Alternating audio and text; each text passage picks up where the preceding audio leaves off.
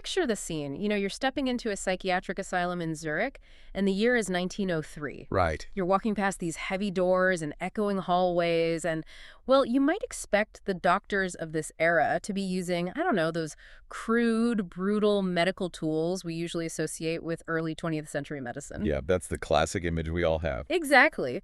But the researchers conducting the study we're exploring today on this deep dive, they came armed with something completely different. I mean, there are no fMRI machines to scan the brain, obviously, no blood panels to check neurotransmitter levels. Right, none of that existed.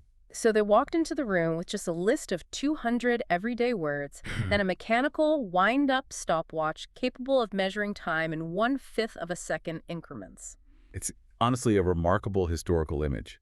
Just a clinician, a patient, a spoken word, and the ticking of a watch. Just a watch. Yeah, and the goal here was to use a simple word association experiment to diagnose a very specific medical condition they called epileptic degeneration. Which is such a harsh term.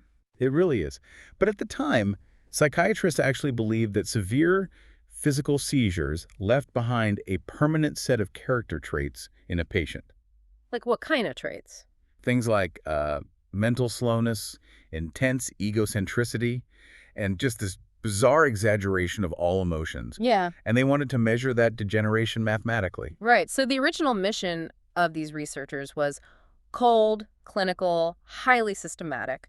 They just wanted to map a disease. Map it and classify it. But the mission of our deep dive today is to look at the data they left behind, because they inadvertently did something much more profound, I think. Oh, absolutely.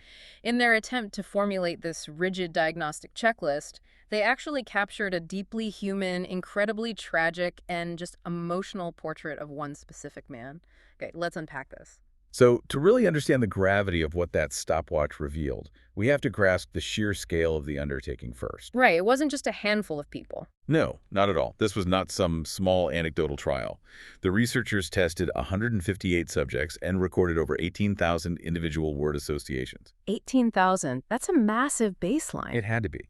They were meticulously trying to isolate this specific epileptic character from other conditions, like congenital mental deficiencies. So they needed a massive baseline of data to prove their pattern was completely unique. And out of all those thousands of data points and dozens of patients, one primary subject really emerges as the focal point. They just refer to him as M. Joseph. Right. And, I mean, if we are going to understand his mind, we really have to look at the timeline of his life, which is, well, it's absolutely heartbreaking. It really is a tragedy. Joseph was born in 1863. He was a smart kid, did well in school, completed a 3-year apprenticeship, and built a really solid career as a locksmith and a toolmaker. He was highly skilled. Yeah, he had stellar testimonials from his employers. He got married in 1888. By all accounts, he was living a completely stable, industrious, totally normal life. Until he wasn't. Right. Then, in 1893, everything just shattered. His wife contracted a severe psychosis and died shortly after in a lunatic asylum. And that event, that loss, it acts as a catastrophic fracture in his psychological foundation. I mean, after her death, this formerly grounded artisan just completely unraveled. He just lost everything. Yeah. The clinical notes describe him wandering aimlessly across Europe. He lost the ability to hold down a job, developed a heavy drinking habit, and, I mean, he would spend his days literally wandering through forests. Wow. Over the next decade, he actually racked up 19 convictions with the police. Yeah. Mostly for vagrancy and theft. Though it's worth noting, he claimed to have zero memory of committing those crimes. Which is terrifying in its own right. And he spent time in various asylums for violent delirium and even sustained a fractured skull in 1896. Yeah, the physical toll was immense. And on top of all that psychological trauma and the physical brain injury, he developed severe epileptic seizures. And the way he described his aura, the neurological warning signs right before a seizure hits, it sounds terrifying. The visual details he gave were incredibly specific. Right. He told the doctors he would see black dots, like 5 or 6 in a row, just moving up and down in his vision. He said his head felt like it was being crushed in a vice. Oh. And he would feel this distinct physical drop trickling down inside his chest. And then this overwhelming sense of dread would wash over him, a feeling he literally described as a railway engine suddenly rushing towards him. A railway engine. Just the sheer panic of that. Exactly. And after that, the room would spin and he would completely lose consciousness. So we are looking at a man experiencing a profound level of neurological chaos and psychological distress. This is the individual sitting in the testing chair when the clinician clicks that stopwatch. Just a guy who has been through hell. Exactly. And the mechanics of the test were straightforward. The researcher calls out a stimulus word like rotten or apple or pain. Just everyday words. Right. And the patient is instructed to reply as fast as humanly possible with the very first word or concept that enters their mind. The moment the stimulus word is spoken, the stopwatch starts. And the moment he answers, it stops. You got it. Yeah. They're purely tracking the cognitive delay. See, I kept thinking about the sheer audacity of this method while I was reading this. Trying to diagnose complex neurological degeneration with a rapid-fire word game. It feels a bit like trying to measure the depth of the Mariana Trench with a piece of string and a rock. That's a great analogy. Right. I mean, can a simple call and response actually tell you anything concrete about the structural degradation of a brain? Or is this just, I don't know, an outdated parlor trick disguised as science? Well, it's easy to view it as primitive through a modern lens, sure. But you have to look at the underlying mechanism they were trying to exploit. The researchers weren't just asking Joseph to have a casual chat. They were pushing him. Exactly. They were deliberately trying to bypass his conscious filter. By demanding the immediate unfiltered thought and timing it down to the fraction of a second, they believed they were measuring the raw mechanical speed of his neural pathways. So they didn't want him to think. Right. If you ask someone a question and give them 10 seconds to think, they construct a social mask. If you force an answer in 2 seconds, you get the actual wiring of their brain. Huh. And they believed the epileptic character had a distinct broken wiring diagram that the stopwatch would expose. Okay, so if we want to see if dropping that rock into the ocean actually worked, we really have to look at the sheer volume of words Joseph threw back at them. Because the baseline data is fascinating on its own. It really is night and day. Yeah.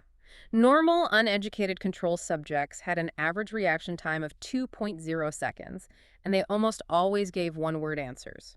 You say dog, they say cat. 2 seconds, clean, efficient processing. Very straightforward.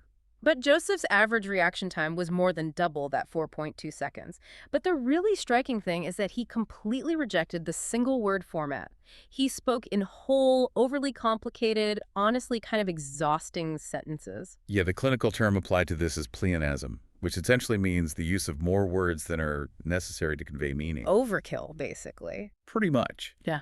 Joseph displayed an overwhelming, desperate tendency to define and clarify the prompt, even when the word was incredibly simple. The examples are genuinely captivating.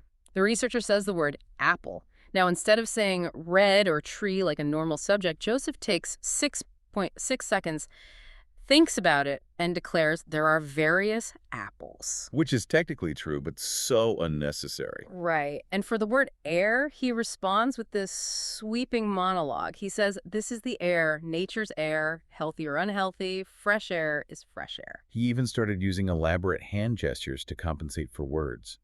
When given the word wide, he physically demonstrated the width of an invisible object with his hands while announcing, this is the width of a distance. Wow.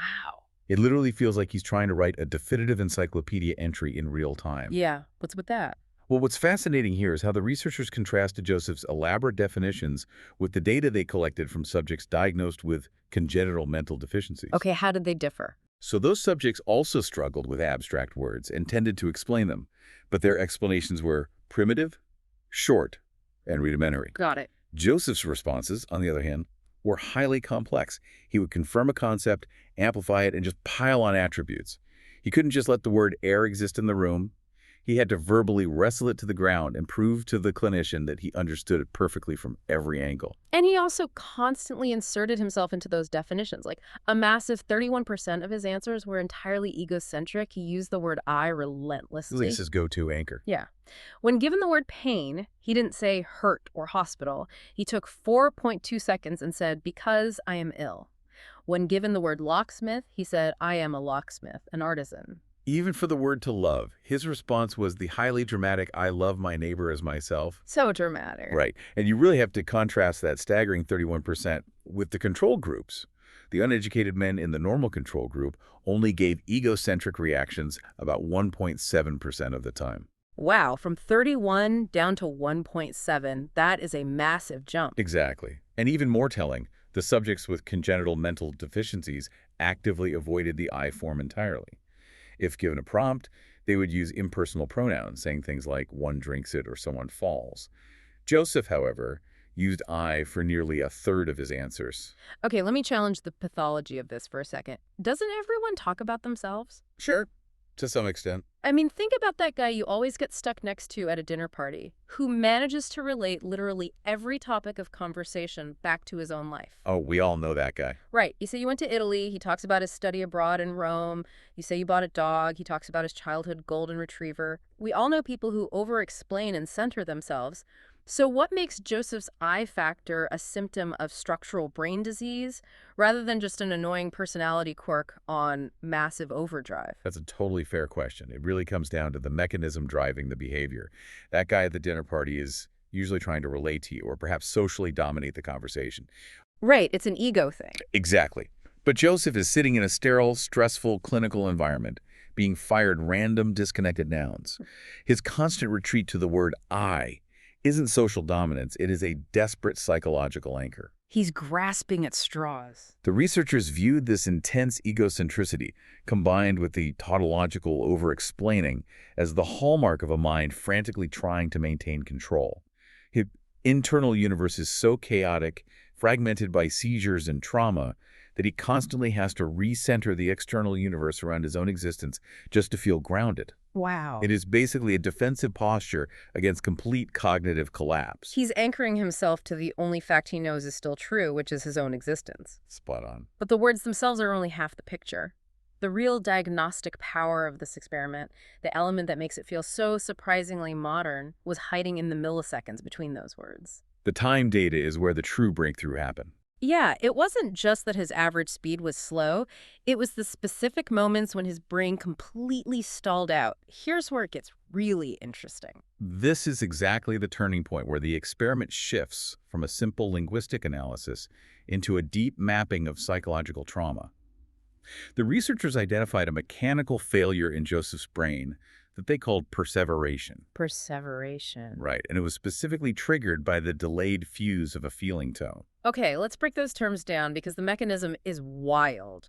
Wow. In a normal person, if a researcher suddenly yells out a highly sensitive or emotionally charged word, it naturally causes a slower reaction time. Sure, because you're caught off guard. Right. You hear the word, you process the emotion, you figure out a safe answer, so your brain takes a bit longer.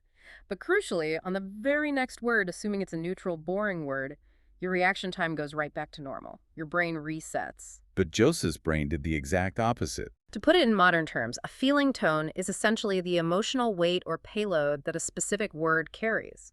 And perseveration is a biological failure to move on. It's when the brain's gears get stuck on a previous thought. And the stopwatch data proved that when Joseph heard a word carrying a heavy emotional payload, it took him about 3.6 seconds to answer. Which is slow. It is. But the word immediately following that emotional trigger, even if it was a totally innocuous word like table or door, spiked to an enormous average of 5.8 seconds. And in some specific sequences, the delay was astronomically higher. The sequence that perfectly illustrates this is his reaction to the word tired. The clinician says tired. Joseph gives a very heavy, emotionally repetitive answer. He says, I am tired, yes, tired, the body is tired. Which took him 3.0 seconds. Right. But the feeling tone of that concept lingered so heavily in his mind, like the sheer emotional weight of his exhaustion was so profound that it completely hijacked his cognitive processing for the next prompt. Completely derailed it. The very next word on the clinician's list was intention, just a standard neutral word. But Joseph's brain basically blue-screened. It took him a staggering 13.0 seconds to answer. And you have to realize, 13 seconds of dead silence in a clinical testing room is an absolute eternity. I can't even imagine. Just ticking. The researchers just staring at him, waiting. And when Joseph finally did manage to speak, he stuttered out this incredibly fragmented, desperate sentence. He said, I have the intention to invent a machine, to draw, to provide, to live properly. To live properly. I mean, imagine a computer freezing up because a massive background application is suddenly using 100% of the RAM. It's exactly like video game lag. You take a massive emotional hit, but the system damage doesn't actually register on the screen until 5 seconds later. That's a perfect way to visualize it. The lag in his working memory is so severe that he literally cannot process the present moment because his hardware is still trying to render the past. And that analogy of RAM and background processing is perfectly aligned with the researchers' conclusions. The underlying mechanics of his brain were physically altered by the disease. Right. In a healthy subject, an emotion spikes quickly, does its job, and subsides quickly, freeing up the cognitive RAM for the next task. In this specific patient, the emotional payload sets in slowly, but it lasts incredibly long and burns far hotter. It literally jams his cognitive processing. Exactly. The emotion from the previous word is echoing so loudly in his neural pathways that he is effectively deaf to the new word being spoken. And it wasn't just time delays either. That emotional lag actually caused his language centers to break down. There are multiple instances where the word immediately following an emotional trigger resulted in a bizarre linguistic slip or just a clumsy grammatical construction. He would trip over his own tongue. Yeah, he would repeat the previous stimulus word over and over or completely garble his syntax. For example, after having a massive emotional reaction to a word about working hard, the very next prompt was the word sail. Just a random noun. Just a boat. And Joseph fumbled out, "A sail is a sailing boat on the water," and it took him nearly 7 seconds to piece that clinky sentence together. The emotional radiation from the previous thought literally degraded his ability to formulate a basic noun. And the really crucial thing is, this cognitive traffic jam isn't happening randomly. No. Not at all. The specific words causing the system to crash actually form a perfect map of his internal psychological landscape. The researchers categorize these emotional tripwires under the concept of an illness complex. So an illness complex. Think of a complex not as a single thought, but as a psychological gravity well. It's a massive cluster of interconnected fears and anxieties, and any concept remotely related to his health, his family, or his freedom gets pulled right into it. It swallows everything. Yeah. They found that his absolute longest delays, his most severe cognitive lags, all clustered around 3 things: his terror of never leaving the asylum, his fear of losing his skills as a toolmaker, and a deep, agonizing homesickness. Because we have to place Joseph in his reality, right? He is a man who watched his beloved wife descend into psychosis and die in an asylum, and now he is locked inside one himself. It's his worst nightmare. Exactly. Suffering from violent seizures he can't control. His associations aren't just random brain misfires. They reveal a profound existential terror. And the things he actually says in response to these trigger words are honestly haunting. When given the word blood, he didn't associate it with the color red or a cut on his finger. What does he say? He said, "Every man has every animal, only good or bad. That is the difference." Wow. Right. He is actively obsessing over whether his own blood, his own biology, is fundamentally tainted or bad. That is so dark. And when given the word danger, he didn't mention fire or heights. He responded, "I am in danger of life." God. But perhaps the most devastating association in the entire study was his reaction to the word free. Yeah. The researcher clicks the watch and says, "Free." And Joseph replies, "I am free. I am free. I'm a free citizen. It would be nice if only it were true." It would be nice if only it were true. I mean, the clinical detachment of the stopwatch suddenly captures this overwhelming, undeniable human despair. It pierces right through the science. It really does. And there is a crucial piece of environmental context here as well. These tests were conducted in late December, right before Christmas. Oh, wow. Yeah.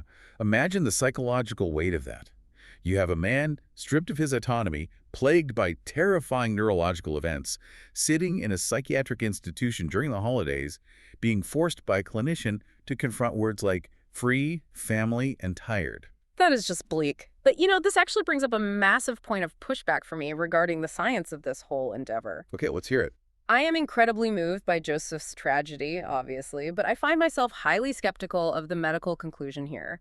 Are these researchers just diagnosing standard-issue human sadness and arbitrarily calling it a medical symptom of epileptic degeneration? I see where you're going. Because isn't it entirely normal to be deeply depressed and obsessed with your illness if you are locked in a hospital ward, away from your family, right at Christmas? Literally anyone on Earth would have an illness complex in that scenario. That's incredibly valid. And if we connect this to the bigger picture of early psychology, your skepticism is highly warranted. Thank you. But what makes this specific analysis so nuanced is that the original researchers actually agreed with you. Wait, really? Yeah, they explicitly noted that having an illness complex or being deeply affected by a tragic environment is not in itself a pathology. Healthy, normal people have complexes. Yeah. Healthy people experience profound grief, and healthy people are heavily affected by their circumstances. Then what makes Joseph's reaction a symptom of a degenerating brain? Like, where's the line? The pathology isn't the existence of the sadness. It is the mechanical effect that the sadness exerts on his cognitive processing speed. The lag. Exactly, the lag. A normal person who is deeply grieving their hospitalization can still hear the word apple, quickly associate it with the color red, and move on. Their RAM clears. But Joseph can't. Joseph cannot. His emotional trauma creates such a massive, lingering cognitive lag that everyday mental processing becomes impossible. The emotion doesn't just make him feel sad, it mechanically breaks his ability to think in real time. The stopwatch proved that the emotional payload was physically slowing down his neural pathways to a complete halt. It's a physical manifestation of grief. The emotion is so heavy it acts like a literal weight on his vocal cords and his working memory. That's beautifully put. So what does this all mean? We started this deep dive looking at an early 1900s attempt to mathematically categorize a neurological disease with a mechanical stopwatch and a list of 200 words. But what we actually got was a remarkably intimate, universally human look at how trauma and emotion literally alter the speed of human thought. It really bridges the gap between raw data and the human experience. It serves as a reminder that behind every clinical data point, behind every delayed fraction of a second on that wind-up watch, there is a human being frantically trying to maintain their grip on a reality that feels completely out of their control. And it makes you think about your own cognitive machinery. Oh, for sure. Think about your own conversational lag times. Imagine you are in a highly stressful meeting at work, or you're in the middle of a heated argument with your partner, and you suddenly stumble over your words, or you draw a complete blank on a simple question. We've all been there. Is it really because of the question you were just asked in that exact moment? Or are you, like Joseph, suffering from an emotional hangover from the previous sentence? Are you lagging because your brain's RAM is maxed out, still desperately trying to process an emotional hit you took 10 seconds ago? It completely reframes how we view communication, honestly. We judge ourselves, and we certainly judge others, based on immediate real-time reactions. And we are completely blind to the invisible emotional complexes that are still echoing in the background, jamming the system. Well, I want to leave you with a final thought to mull over. If an early 20th century psychiatrist could map out a man's deepest, most unspoken fears just by timing the microscopic pauses between his spoken words with a clunky mechanical stopwatch, Yeah. what could modern technology map out about you? Think about the devices you use every day. What could massive algorithms and data brokers figure out about your deepest anxieties just by measuring the milliseconds between your text messages or the hesitation in your keystrokes before you finally hit send?